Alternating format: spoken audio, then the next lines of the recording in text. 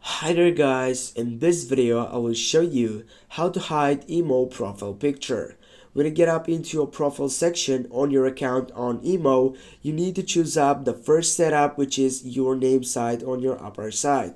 Now here you need to tap right down on edit section, and then you need to tap on your first selection, which is avatar.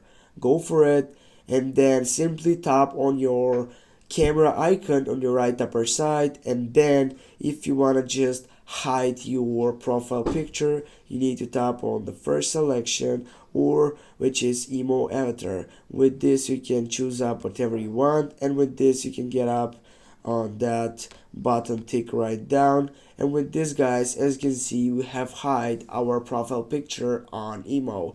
Now we have that avatar setup. Thanks for watching. Don't forget to hit that like and share the video. See you soon guys.